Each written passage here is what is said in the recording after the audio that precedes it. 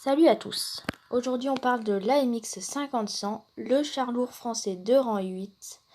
Comme je vais vous le montrer dans son arbre technologique. L'arbre technologique français qui commence au R35 et pour les lourds finit au 50B, AMX 50B. En l'occurrence on est en rang 8. Alors, la spécificité de ce char, déjà, c'est pas un lourd, c'est un char moyen. Si officiellement c'est un char lourd, il n'a de lourd que ses points de structure. Sinon, je vais vous le montrer tout de suite. Son blindage principal, comme vous pouvez le voir, 90 mm à l'avant de la tourelle et à l'avant du châssis, et après 30 mm à peu près au flanc et à l'arrière. Donc c'est rien du tout. Vous avez aucun blindage. Même les HE vous percent de flanc et de derrière. Donc c'est pour vous dire à quel point vous n'avez aucun blindage. Par contre, son point fort, bien évidemment, c'est qu'il a un barillet. En l'occurrence, avec son meilleur canon qui est là, vous avez un barillet à 3 obus avec un temps de rechargement du barillet de 21 secondes 39. Aux alentours de 21 secondes. Voilà. Donc on part tout de suite en bataille pour vous montrer ce que vaut ce char. Point fort, la mobilité bien évidemment. Je vous reparlerai de ce char un petit peu plus pendant la bataille. Alors, on part en bataille impromptue sur Castille. Avec notre AMX 50-100, on remarquera qu'on est top tir. Donc ça va nous avantager. On pourra se montrer un minimum plus agressif. Mais pas trop non plus, faut pas abuser. On est sur un char de soutien. Attendez, je vais baisser le volume parce que là c'est un petit peu fort. Voilà. Désolé pour ça. Mais bon. Alors, sur Castille, c'est une carte qui est, je trouve, assez équilibrée quand même des deux côtés. Qui est assez bien faite quand même.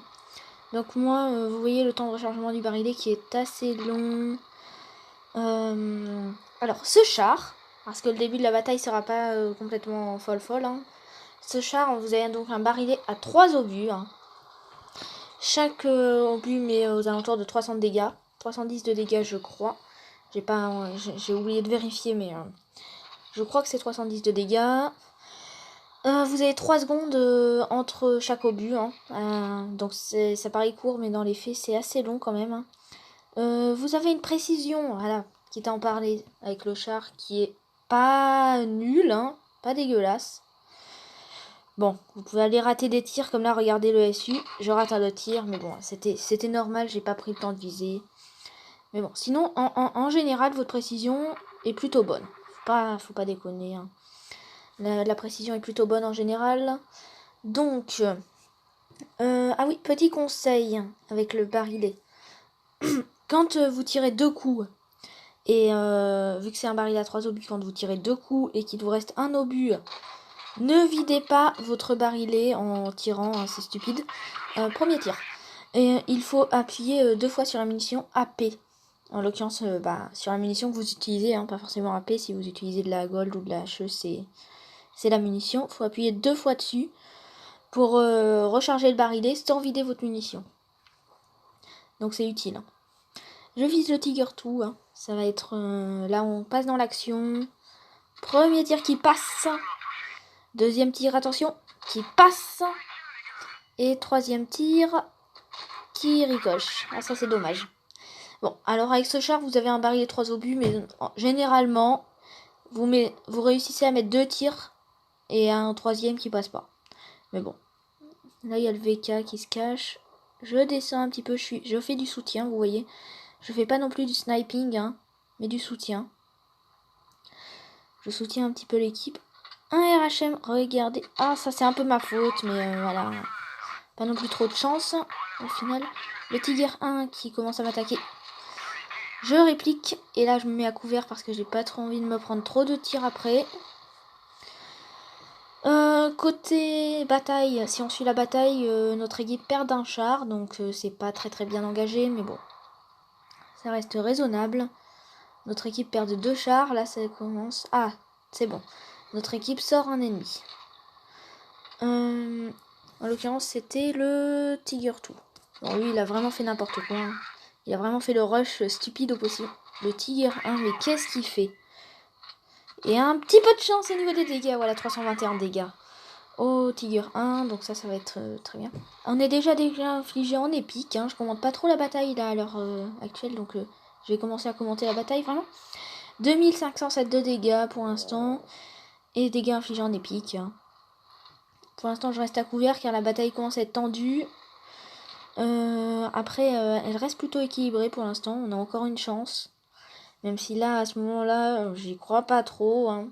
Nos alliés ils ont plus beaucoup de vie, ça va être compliqué. L'IS-3 qui passe, je l'ai raté, ça c'est dommage, j'ai pas eu le temps de lui mettre un tir. Bon, les alliés ont le temps de lui mettre un tir, donc ça c'est bien. Oh, il se prend un autre tir des alliés, ça c'est très très bien. Je suis l'IS-3, merci la visée automatique. Ah, et je lui mets un tir. Voilà. Ça c'était, fallait, bah, il passait devant moi, fallait tirer. J'avais que ça à faire, mais... Alors, là je passe à l'attaque au niveau de l'IS-3. Vous remarquerez que j'ai économisé mes points de structure hein, pendant toute la bataille. Et là je vais commencer à les dépenser. Oui, petit problème sur cette carte. Je trouve que cette carte est pas ultra bien faite parce qu'il faut quand même longer une sacrée zone, hein, une sacrée bande de terre hein, sur la carte pour rentrer dans cette zone de la ville. Et puis il y a trop d'eau, vous pouvez facilement vous noyer, c'est ça le pire. Hein. Et pour les chars qui sont lents, ça c'est problématique. Ça va que mon char est quand même très très mobile. Hein. L'IS-3, avec un petit peu de chance ça va passer. Je vise les fesses de l'IS-3, ça passe. C'est bon. Un petit coup de chance. Ah, ça sent le RHM qui a voulu tenter une HE. Voilà. Ouais, c'était bien un RHM qui a voulu tenter une HE. Mais qui s'est raté. Vous voyez, hein, tout le monde tente les HE quasiment. Là. Ah, j'arrive à me redresser pile au bon moment pour que son HE ne rentre pas. Donc c'est trop trop bien. Ça a vraiment beaucoup de chance hein, dans cette bataille. Le SU qui se fait sortir. Je recharge pas mon barillet. Parce que là, il y a un RHM, je sais, il est juste là, voilà. Il peut me one-shot sans aucun problème. Donc ça va être problématique. Le pire, c'est qu'il reste là, planté là, et personne lui tire dessus. C'est dingue. Le VK va pas pouvoir aussi. J'appelle à l'aide si on peut essayer de mettre des tirs sur le RHM. Ah bah là, j'avais pas prévu que le RU sorte ici. Je pars me cacher. Voilà. Alors là, il y a le RHM qui est spot. Je vais l'attendre. Je surveille si le RU se fait détruire. Je me fais spot. Je prépare pour éviter qu'il puisse me tirer dessus. Je l'attends. Le RU qui se fait sortir, ça c'est très très bon. J'ai plus qu'une seule menace. Là, je dois pas me rater. Et le tir qui passe. Enfin. Enfin, le tir qui passe. Ça c'est très très bien. Dégâts infligés en légendaire. Ça c'est le genre de partie qui est bien. C'était serré jusqu'au bout. Et alors, au niveau des récompenses, un signe de maîtrise classe de gros calibre, tankiste tireur de précision. Dégâts infligés en légendaire, en l'occurrence j'ai mis 3762 dégâts. Beaucoup de petites récompenses sinon. Côté équipage, je suis le premier en dégâts, premier en destruction, premier en XP. Donc tout ça c'est bon. Et il y en a quand même un qui a mis 0 de dégâts. Ah ouais, ça c'est pas de chance. Ah oui, et vous voyez surtout l'écart de dégâts, total de dégâts tout en bas. Vous avez un total de dégâts tout en bas du tableau. Et il y a un écart de dégâts qui est très très faible. Ça montre que la partie était extrêmement serrée. Nous, on a mis 10 418 points de structure dans toute l'équipe. Et eux, ils ont mis 9 227. Donc c'était extrêmement serré quand même. Donc ça montre le fait que la partie soit serrée. Dans les détaillés de statistiques, efficacité, etc. Il y a du monde qui ont été touchés. Je crois pas que j'ai eu soutien, je sais pas si j'ai eu. Voilà. Ouais, non, j'ai pas eu soutien. Mais bon. Pourtant, j'ai touché du monde, je sais même plus comment ça fonctionne. Côté récompense. Voilà un petit peu. Hein, l'effet d'armes de bataille, les récompenses, etc. C'est pas ce qui nous intéresse le plus. On passe tout de suite à une autre bataille. On se retrouve sur Goldville Noire en bataille impromptue. Donc là, on est encore une fois top tier. C'est vrai qu'en rang 8, on est assez régulièrement top tier. Hein. Il y a des rangs qui sont un peu mieux avantagés que d'autres, je trouve. Je sais pas si c'est bien égalitaire tout ça. Hein. ça aide pas ça aide pas. Hein. C'est sûr que quand il y a des rangs qui se font défavoriser, je pense notamment au rang 7, hein, qui se fait très souvent défavoriser. Car vous tombez très souvent au rang 8 face à du rang 7. Maintenant rang 5. Parce qu'il y a eu une modification du matchmaking, j'ai l'impression, à la dernière mise à jour et ça a bougé. Après, je suis pas sûre de ce que j'avance. Hein. Le rang 9 peut-être, mais j'ai pas fait assez de batailles en rang 9 pour vous en parler. Donc, je vais pas affirmer des choses auxquelles j'en sais rien. Alors, je spot l'IS6. Là, j'attends. Le Tiger 1 qui se fait spot. Je maintiens spot l'IS6. Donc ça, c'est utile. C'est pour si les alliés arrivent à trouver une faille et lui tirer dessus, bah, ça peut être utile. Hein. Ah, je me prends un tir. Il y a quelqu'un qui tourne autour de moi. Je vais pas m'en occuper parce que je sais que mes alliés sont derrière moi. Je fais du soutien plutôt agressif quand même. Hein, donc, je soutiens, mais très agressivement quand même. Je tiens les premières lignes. Hein. Voilà, celui qui était derrière moi, il s'est fait sortir. Hein. Encore une fois, la bataille, elle tourne pas trop en notre avantage. On perd de 2 chars. Et eux, ils ont perdu que d'un char pour l'instant. Mais rien n'est perdu hein, pour l'instant, vraiment. Alors, pour s'intéresser au char. C'est un char qui est plutôt bon en soi. C'est tout ce que j'ai à dire. Je le déconseille aux débutants, très clairement.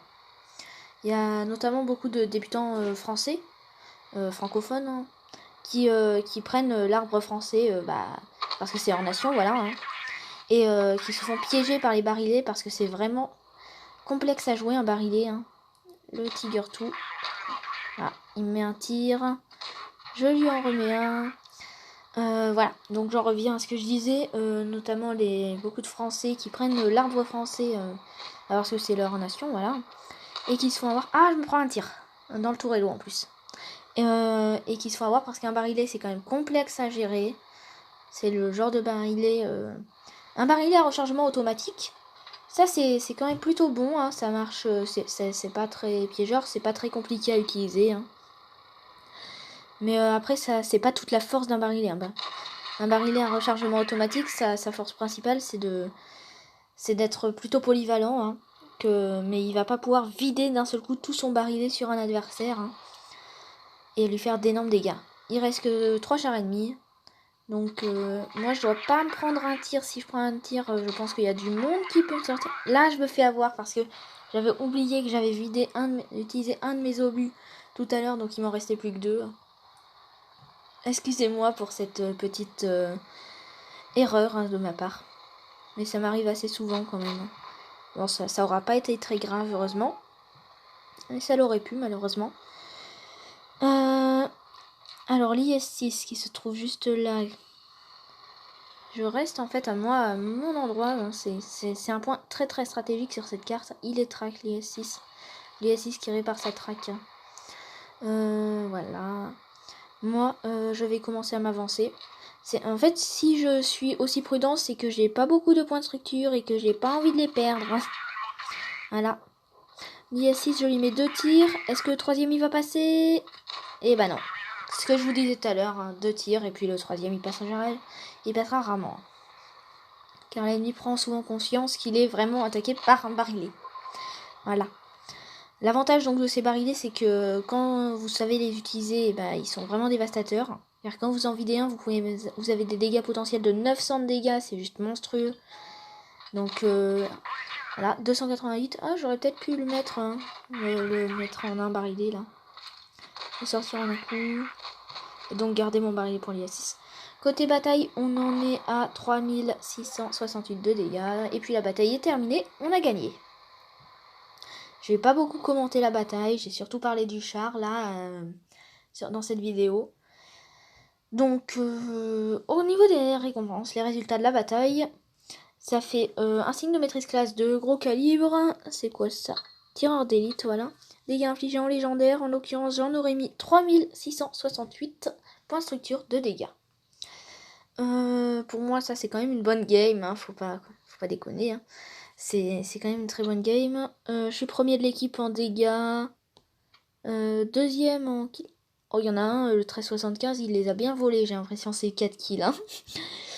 Ouais, Parce que mettre 1318 de dégâts et avoir 4 kills, c'est un petit peu volé, je pense. Hein. Ah, je sais pas. Je sais pas, bon, il a le droit. Hein. Tant mieux pour lui. En tout cas, premier en XP. Dans le détaillé des statistiques, efficacité, notamment lui qui a pris 6 pénétrations au total. Hein. Je lui ai mis 6 pénétrations au total, c'est quand même beaucoup. Crédit, XP, bon ça c'est pas très intéressant. Dans les récompenses, hein. Voilà. Donc un signe de maîtrise classe 2, gros calibre et tireur d'élite, hein, voilà. C'est tout ce que j'avais à dire sur ce char. Hein. C'est donc à retenir, c'est pas un char pour les débutants. Par contre, il peut être vraiment dévastateur quand vous connaissez bien le jeu. Donc c'est tout ce que j'avais à dire en fait hein, sur cette vidéo. Hein. Donc je vais vous quitter et bye bye.